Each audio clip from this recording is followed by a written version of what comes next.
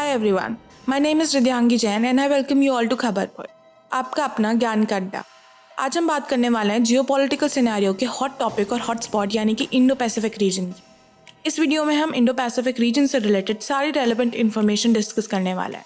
It includes कि क्यों ये रीजन आज की डेट में इतना महत्वपूर्ण बन गया है, क्या जियोपॉलिटिकल सिनेरियोज में चेंजेस आ रहे हैं और क्यों, और इस रीजन से एसोसिएटेड थ्रेट्स क्या हैं।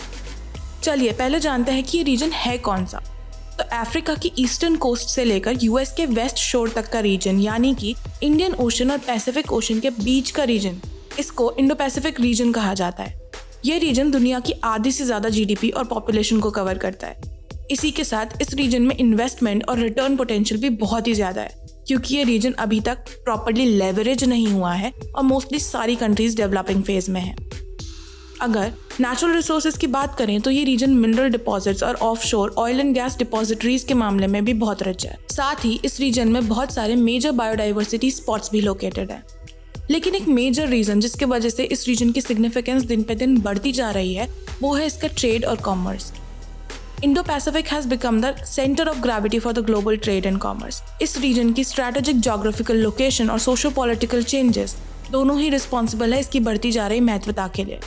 जोग्राफिकल लोकेशन इसलिए क्योंकि ये रीजन बहुत सारे strategic sea, air and land routes को इनकॉर्पोरेट करता है, जैसे कि स्ट्रेट ऑफ मैलाक्का जो कि वर्ल्ड इकोनॉमी के लिए बहुत ही क्रिटिकल है। इनफैक्ट दुनिया के 40% से भी ज़्यादा एक्सपोर्ट्स इसी रीजन से आते हैं, जिससे यहाँ की मैन्युफैक्चरिंग और इंडस्ट्रियल कैपेसिटी का आइडिया लगाया जा सकता है। ये रीजन टेक्नोलॉजिकली इक्विप्ड है, सोशली डेवलप हो रहा है और पॉलिटिकली अपनी जगह ग्लोबल सिनेरियो में एस्टैब्लिश कर चुका है। अब आते हैं इस रीजन को मेजर लाइमलाइट में लाने वाले एक और फैक्टर की तरफ, which is not so unpredictable, और वो है growing influence of China and its aggressive policy of development। ये इशू और थ्रेट्स पैंडेमिक के बाद से बहुत ही ज़्यादा बढ़ गए हैं।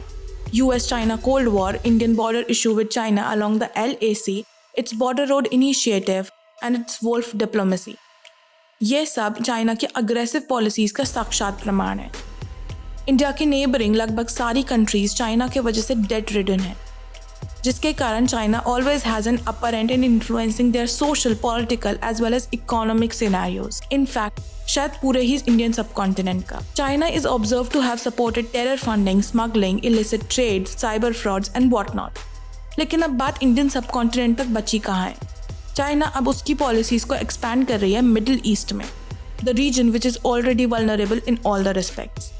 ये रीजन ना ही सोशली, ना पॉलिटिकली, ना इकोनॉमिकली स्टेबल है, और इसलिए this is one of the most suitable अड्डा और spot for China to realise its ambitions. China एक बहुत बड़ा मैन्युफैक्चरिंग हब है और इंडस्ट्रीज के लिए क्रिटिकल रॉ मटेरियल सप्लाई करता है। साउथ चाइना सी पे भी चाइना ने अपना कंट्रोल पूरी तरीके से जमा रखा है, जो कि विश्व का एक मेजर सी ट्रेड रूट है।